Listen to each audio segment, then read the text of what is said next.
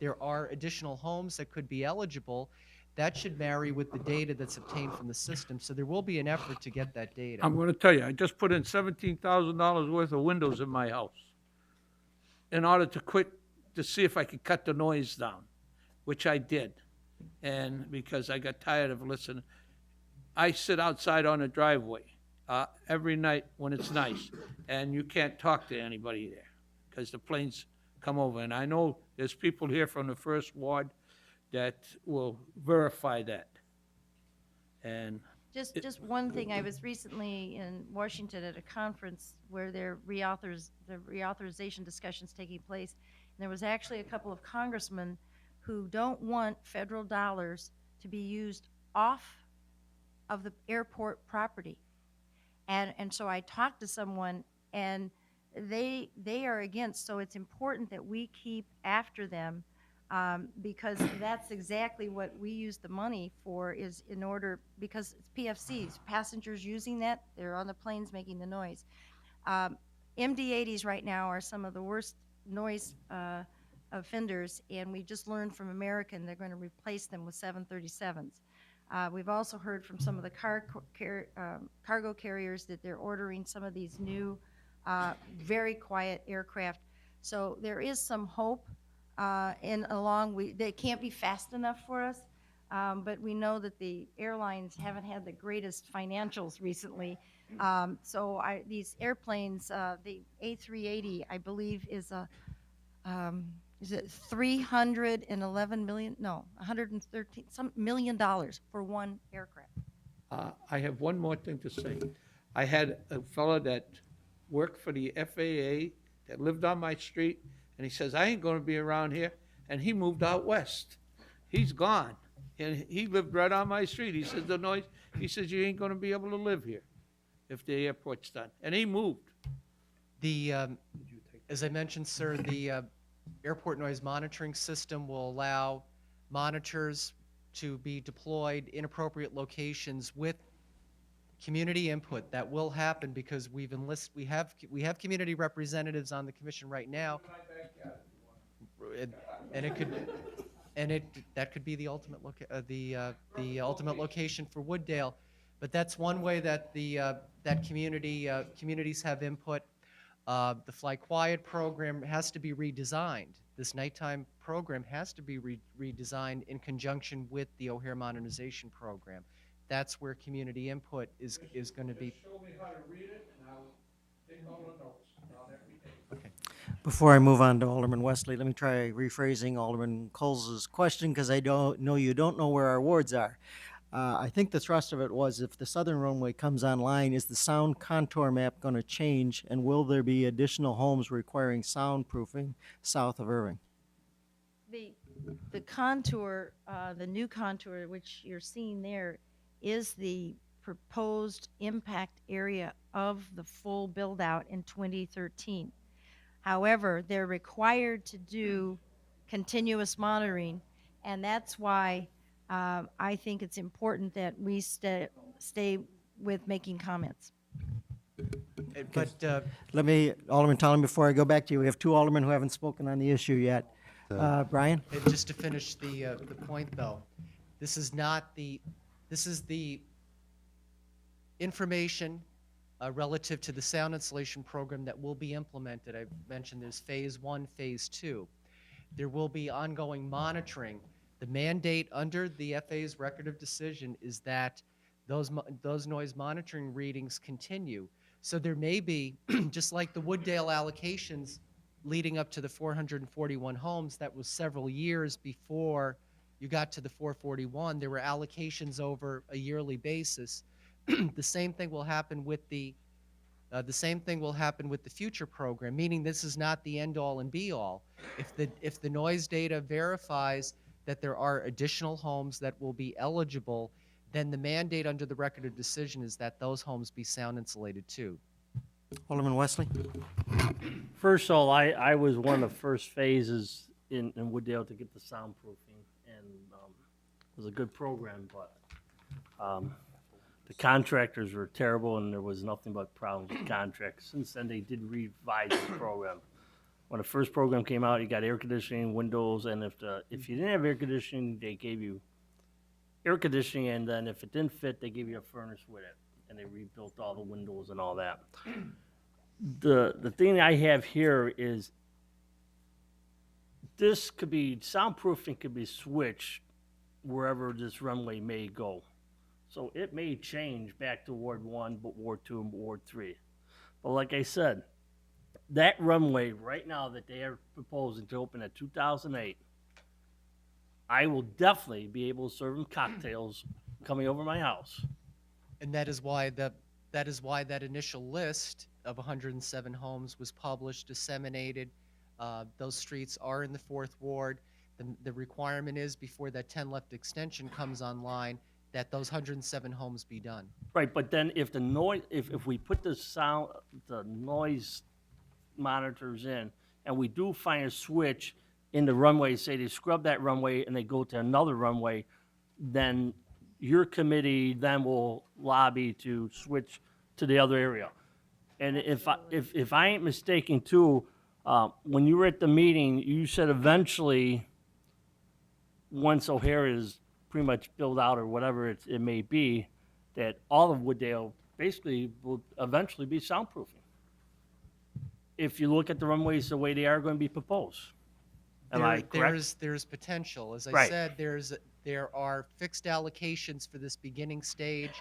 Just like in past years under the voluntary program, there were allocations that were made on an annual basis. There are 2 primary allocations, the 107 and then close to 400.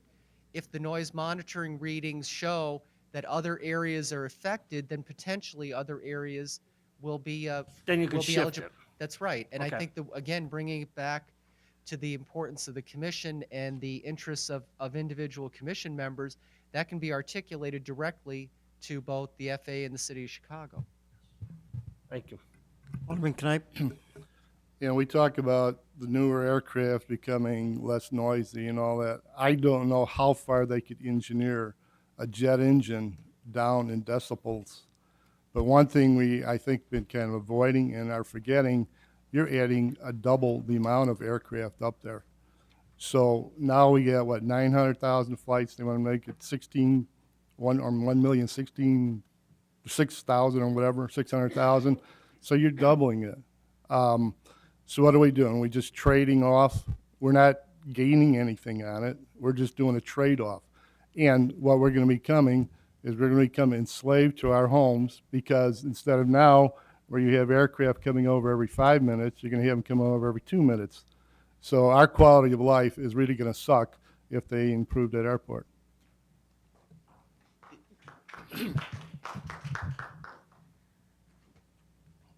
Soundproofing or not, I mean, I think your point is shared by many, and what this is, it's called a mitigation. It's not anything that we have the authority to change, but we're trying to give as much relief as we can to those who are impacted. I'm saying, how far down can they engineer a decibel on a jet engine? You know, this is maybe technology, you're talking 20, 30 years into the future. If they can't make them totally soundproof. The best ally that we've had with improved technology is the cost of fuel. As the cost of fuel has escalated, for example, we lobbied United to get rid of 727s because these hush kits were a joke. And they finally did, and I said, oh, thank you. And they said, well, Mayor, we have to be honest. It takes 3 pilots to fly those. The replacement only takes 2, and they're much more fuel efficient. That's the same thing that's American has now backed off of their long time yet with the MD-80s. The 737s are much more fuel efficient. So in order to cut their costs, they're finding that it's worth buying the better aircraft with a quieter engine, because the quieter engines, that's what technology's brought. We're talking about numbers in decibels, but I'm talking about numbers in flights. So, how far, like I said, how far can you cut the decibels down? How quiet can you make a jet engine? And you put more of them up there, it's a trade-off. And I don't think it's an improvement for our community in that type of trade-off. And, Well, I know we're trying to, but then let's not expand the airport. and Well, the, just to comment, Alderman, on the, just bringing it back home, there have been improvements made over the years. The contour that we had displayed that shows this red and the blue and the yellow, those were made on assumptions of aircraft fleets that from 2003, 2004.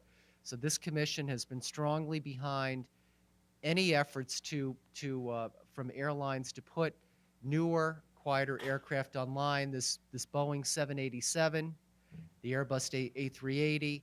We never thought 2 or 3 years ago, American Airlines told us that the MD-80s weren't going away. 7 years ago, United Airlines told us the 727s weren't going away. United, because of 9/11, retired the 727s, which led to that larger load to the west. Now there's a migration to retire the MD-80s. More domestic carriers are ordering this Dreamliner. There's at least one international carrier ordering the A380. So at least on the quiet aircraft front, we're trying to do our best to bring these carriers, I think, consistent with the community's point of view. I know, quieter, but more of, so where do you gain? Nothing. In some cases, because I'm certainly not here to defend airlines, but when in a discussion recently with some cargo who are getting the larger aircraft that are designed to be cargo, they can, in one plane, carry what they've been using for 2 planes. So I'm not predicting the future, but I think there are efforts by different groups to try to maximize fuel. So they're going to find ways, and I think that's our best friend at this point, unfortunately. As we move to a second round, I remind everybody we have a second presentation to come, and we do have an executive session tonight too as well. Alderman Ptolemy, let's try to wrap this up. Okay, first off, I think would like to try and point out that what I understand of the ONCC, okay, is that it is a group of communities that are involved in the soundproofing process.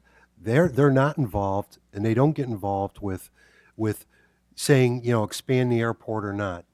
I mean, it's like I said last week when I wanted to bring this up in the first place, was that SOC has done a great deal for the area, and for, as far as for stalling or delaying, okay, the airport expansion.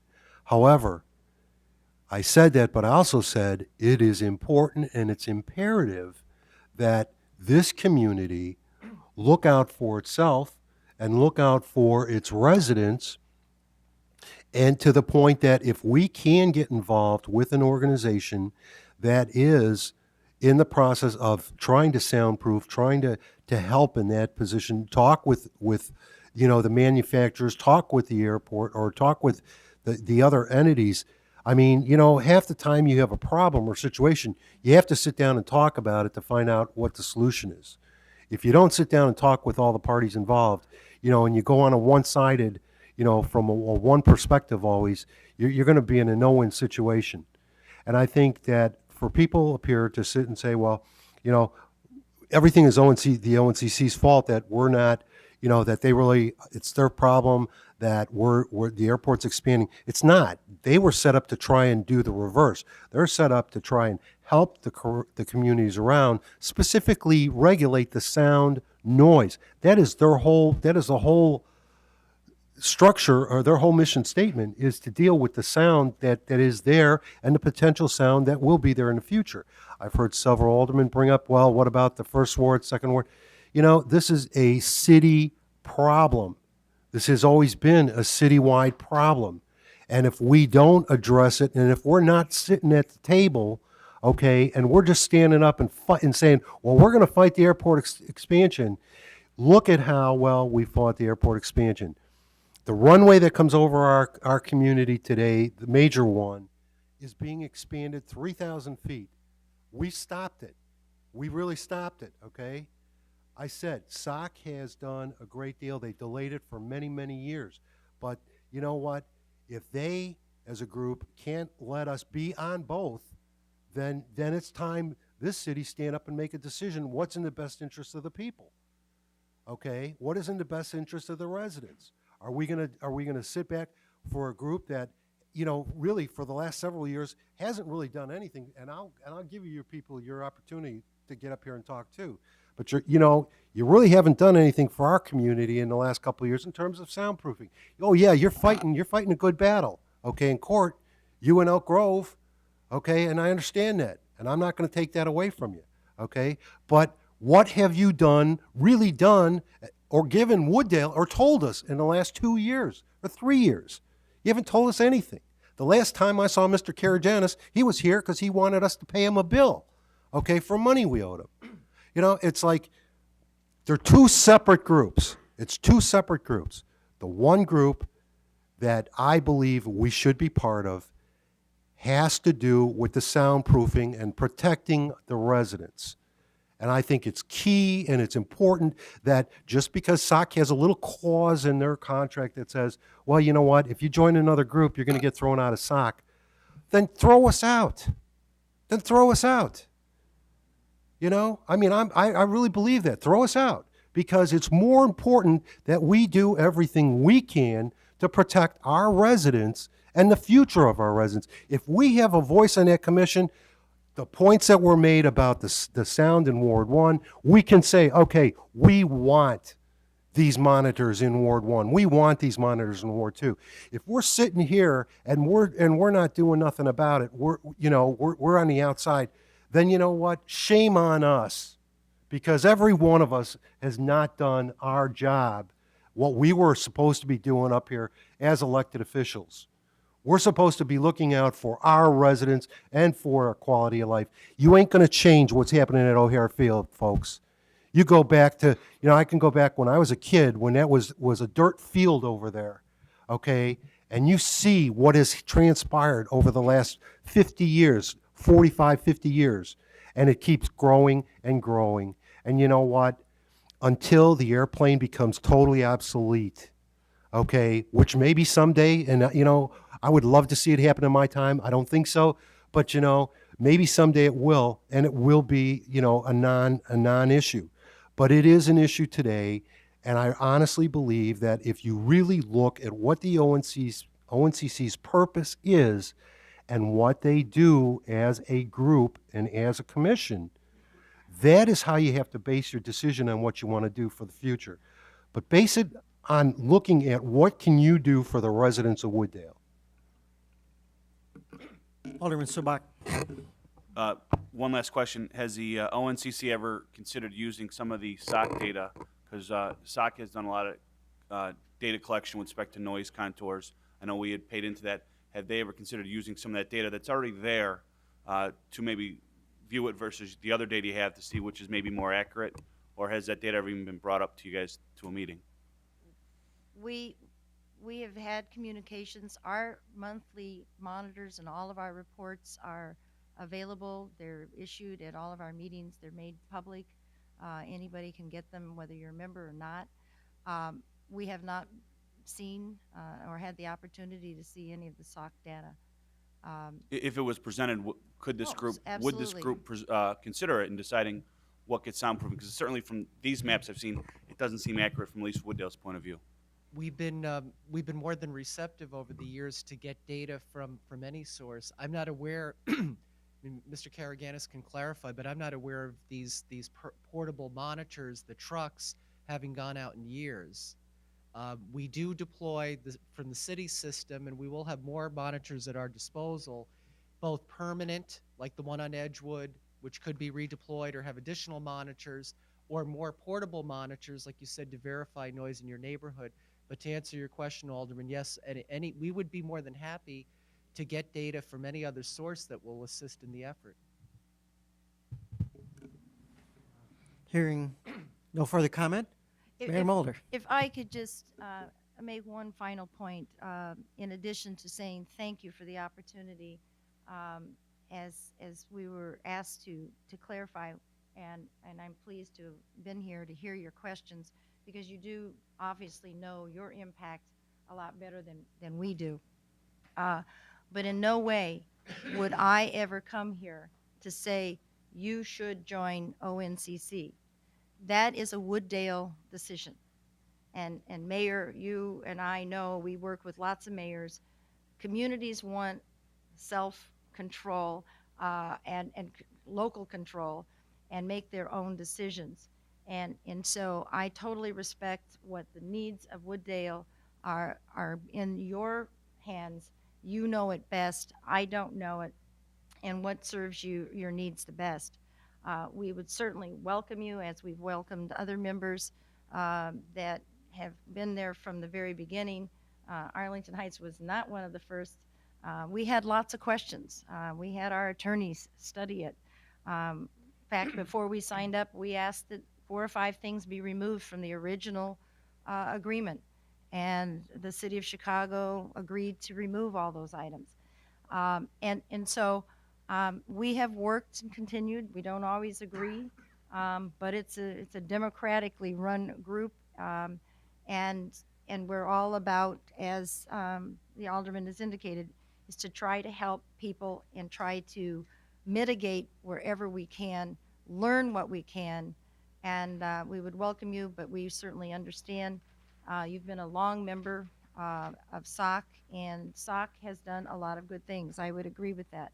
So, you know, I just, again, thank you very much for allowing us to present to you. Mayor Mulder, Brian, thank you for your.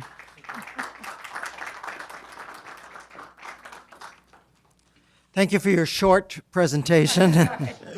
Without objection, we'll take a 5-minute recess. It was shorter than the questions.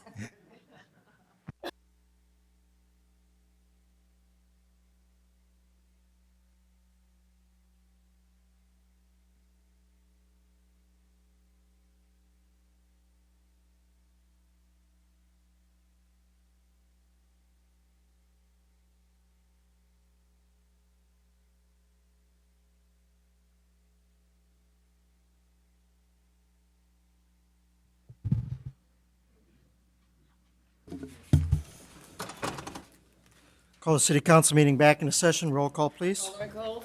Here. Alderman Subak? Here. Alderman Knipe? Here. Alderman Peisig? Here. Alderman Shockey? Here. Alderman Winger? Here. Alderman Wesley? Here. Alderman Talame? Here. Mayor Johnson? Here, quorum is once again present. Mr. Karaganis, welcome to the city council. Thank you, Mr. Mayor and members of the council. I'm here tonight as counsel for SOC, but I also, quite frankly, wear a number of other hats.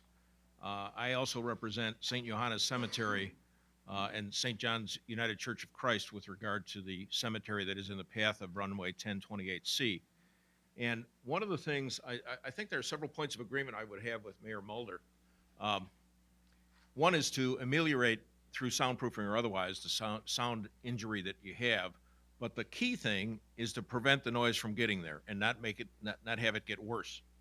And I think one of the things, and I would agree with one of the aldermen who said that these maps probably aren't worth the paper they're printed on. This is a map prepared by the city of Chicago, which really does not show all the areas where the noise hits and hits severely. But what it does show, and I think an accurate statement, first of all, let me just say that it's the noise map for 2018 at a flight level of 1.1 million operations, not 1.6 million operations. They're planning 1.6 million operations. They didn't show you the noise level at 1.6 million operations, but it gives you a rough approximation, subject to the observations that several aldermen have made, that when the planes turn south of Irving Park Road, you're going to get hammered even though it isn't shown on the map. But I think you can qualitatively say that Wooddale gets hammered a lot more than it would have had the runways stayed in the directions they were. So what they've done, and this is what I have a color map, and I think the city of Chicago folks, the Chicago Noise Commission showed you this. This is the proposal for the runways. And what they're going to do is they're going to take out the 2 longest runways at O'Hare, what they call 1432s, which go to the northwest, and to my knowledge do not as heavily impact Wooddale as do the east-west runways. But I may be incorrect on that, but they're going to take out the two northwest runways. Mayor Mulder said that she has 22 hours of noise a day, but with 747s, those are going to be gone from her neighborhood. Because if you look at the map, Arlington Heights is going to be in blue, Wooddale's going to be in red. Now, our whole premise, and one of the things that SOC has always worked on, is you don't put the noise from your neighbor, or you don't take your noise and put it on your neighbor. So this noise is going to shift from the northwest to the east. Our perspective on this, both from the standpoint of St. Johannes, Bensonville, and Elk Grove Village, and SOC, is to try to prevent, and I heard Mr. Ptolemy say that this project is going to happen. Don't worry about it, it's going to happen. I have left you with a series of newspaper articles, the most recent of which is April 16th, Monday of this week. Storm brews over O'Hare, Crane Chicago Business. Because the cost has gone so far out of sight on phase one, the airlines are seriously asking the city to consider not building 1028C and the extension of the 927, which you folks have pointed out are the two runways that impact you the most.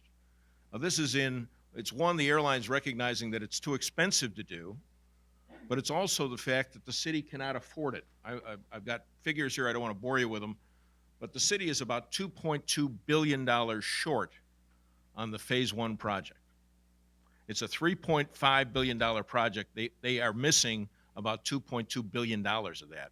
They're running out of money. They've told the courts and they've told the airlines that they have slowed down the land acquisition program in Bensonville because they're running out of money. The airlines have told them no, they're not going to put another dime into phase one. That's one of the reasons you see this article, and we've got the letters, I can show you them here, why the airlines are not putting any more money in. So they've got to go to the federal government, and there are a number of reasons why they're not going to be able to get the $2.2 billion from the federal government. That's what the litigation has been all about. And when somebody says, what has SOC been doing lately? SOC made a conscious decision, and I spoke with Mayor Johnson yesterday, made a conscious decision 2 years ago that because the litigation was going to be carried primarily by Elk Grove Village and Bensonville, that SOC would go into somewhat of a maintenance dormant role while the litigation was carried forward, because the objective here was to stop the expansion of the airport and to stop the very runways that are going to impact Wooddale so heavily. With regard to that, and again, so that your record is clear, I've had a number of conversations with various suburban mayors, including Mayor Marcucci and Mayor Kenneth Johnson, over the last 2 years, giving them details on the status of the litigation. And I'd be happy to give you a status report tonight if you would wish it. But the fact is that there are three major pieces of federal court litigation, which I believe has a significant potential for knocking out the two runways that are pointed directly at Wooddale. One of those pieces of litigation is in the United States Court of Appeals for the Seventh Circuit. It involves St. Johannes Cemetery. And I might add, and look, lawyers play with words all the time. Let's get straight here. You could either be for or against. You can't sit on the fence on the O'Hare expansion. Either you're for it or you're against it. You can't say, well, I'm not going to give an opinion. You can't just say, I'm not against, nor am I for the destruction of St. Johannes Cemetery. Either you're for it or you're against it, because that's part of the project. And if you think, if you want the project to go forward, you're for the destruction of the cemetery. We believe that Bensonville, Elk Grove Village, Elmhurst, Wooddale, and some of the other SOC communities have consistently taken a position that there shouldn't be the massive expansion that the city of Chicago has talked about, and that there are a number of other alternatives. I want you to read this Cranes article very carefully, because the airlines are starting to realize what our experts, and by the way, that money's been paid for by Elk Grove Village and Bensonville, what our experts have been saying. This project is falling apart as we speak. As I indicated before, there's about $2.2 billion shortfall between PFC money and some other things. Now, let me tell you, let's come back to I've emphasized the approach of stopping those runways from impacting you. Let's come back to the soundproofing issues. I was fortunate or unfortunate enough to represent the schools in Wooddale to get the school soundproofing for Wooddale schools. I was also fortunate enough to work with Congressman Hyde, Congressman Roskam's predecessor, who, without having to join anybody's compatibility commission, we were able to force the federal government, and I must emphasize, this is federal money, this isn't City of Chicago money. It's federal money that comes in, and where federal money isn't available, it's the airline's money, and it can't be, as now has been acknowledged, can't be discriminated as between Wooddale or Park Ridge or Wooddale or Des Plaines. So Congressman Hyde was very helpful with us, or helpful to us, in making sure that the game was played straight. So and I would agree with Mayor Mulder, worst first. Now, you asked the question, gee, they had an alderman in Des Plaines saying, do Park Ridge first. Look at the map. What Alderman Becker was alluding to was the fact that there is a proposed runway 9C, 27C, which is proposed to be built, this blue runway here, which would impact Park Ridge, but that's supposed to be built after the runway that would impact Wooddale. So somebody at the commission correctly said, no, it ought to go to Wooddale first as opposed to going to Park Ridge. That's what it is, worst first, and it's open and on the books. You don't need to be a member of the commission in order to do that. Now, again, recriminations don't make a lot of sense. If you folks want to go join the Noise Compatibility Commission, do it. The Noise Compatibility Commission has a number of functions, some of which are very fine. I might add there's been something like the Noise Compatibility Commission for about 30 years, and SOC communities used to be members, and basically all they do is talk. The alderman asked, who makes the decisions on the money? One entity, not the commission, the city of Chicago. So when you say, what's the pot going to be that we're going to divvy up? The pot is determined by the city of Chicago and the airlines with no decision-making by the Noise Compatibility Commission. So if they tell you it's going to be $10 million this year, it's going to be $10 million. If they tell you it's 20, it's 20. There's no decision-making by the commission on that. I might also add, and I just saying I'm surprised to hear some of the statements. You have so-called 80-20 funds are going to be used under the Airport Improvement Program. And this is where you can get all this information through the Congressman's office. You don't need a commission for this. Congressman Roscom, Congressman Hyde, prior to him, those AIP funds are not available in significant numbers to the city of Chicago because they exhaust the PFC funds. If you're taking PFC funds, you're not entitled to AIP discretionary funds. So that pot of money is going to dry up very quickly. Our whole objective is to prevent the noise from coming in by preventing the construction of the objectionable projects. And to the extent we're not successful in that, to make sure that Wooddale gets its fair share of soundproofing just like any other community. And gentleman said, and I was surprised to learn that Mr. Smithmeyer was a former resident of Wooddale. Phil Smithmeyer was the district head of the district office for the FAA. And what he said was, if this project goes through at 1.6 million operations, all of Wooddale is going to suffer severe noise impact. So our principal priority is to oppose the expansion of the airport, and we think we have a very good chance of being successful. What we don't want, and here's the message that you folks can decide, and Mr. Comich is here for the Daily Herald. What we don't want is for a statement that says, staunch Suburban O'Hara Commission supporter Wooddale joins City of Chicago Commission. Because that's a morale, that hurts our morale. We don't see any positive reason for you to do it. We see some negative reasons for you not to do it. And we think that if we're in this fight to win it, and by the way, Wooddale will be a major winner if we do win it, we need to stick together. So that's it. As far as I'm concerned, if you guys want to go join the Chicago Commission, you got my blessing, but we think it's the wrong move. End of presentation. Thank you for your short presentation. I just do want to comment on one thing before I recognize the Alderman for questions. I